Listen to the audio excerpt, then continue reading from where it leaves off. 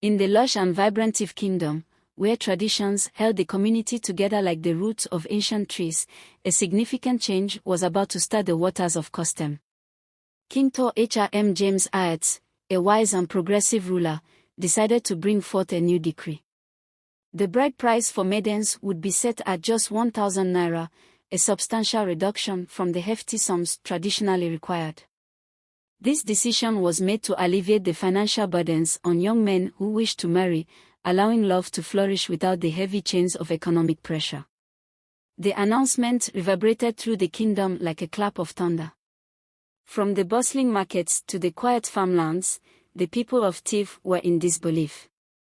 The bride price was more than a financial transaction, it was a deeply rooted custom, a mark of respect, and a demonstration of a groom's ability to care for his bride. Changing this ancient practice was hard to accept. Meetings were called in every village square. Elderly men with weathered faces and women with wise eyes gathered to discuss this unprecedented rule.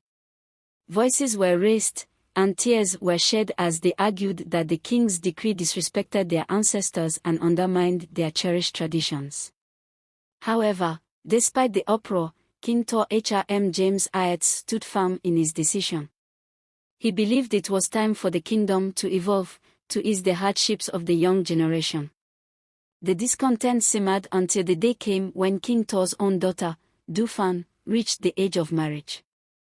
Dufan was a symbol of beauty and grace, her presence like the first bloom of the yam season. Suitors came from far and wide, but they were hesitant, unsure if the king would uphold his own decree for his beloved daughter. When the first suitor arrived at the palace, offering 1,000 naira as bride price along with the other traditional requirements, the elders of the kingdom were livid. They saw this as their chance to make the king understand their pain. They refused to accept the bride price, insisting that King Tor feel the sting of his own ruling. Days turned into weeks as suitors came and went, all turned away by the unyielding elders. The king remained resolute but troubled, realizing the depth of the people's resistance. Meanwhile, Dufan watched with a heavy heart, understanding both her father's vision and the people's anguish. In a pivotal meeting, the elders and influential figures of the Tiv Kingdom gathered once more. The air was thick with tension as they debated fiercely. Finally, a voice of reason emerged from the crowd. It was Eondo, a respected elder known for his fairness. He addressed the assembly with a calm but firm tone. If we deny the king's decree for his daughter, we deny it for our own daughters as well. The king's intentions are to ease our burdens and foster unity. We must hold him to his word, but we must also allow him to lead by example. Let us temper justice with mercy. The room fell silent as the weight of Eondo's words settled in. The people saw the wisdom in allowing the king to practice what he preached.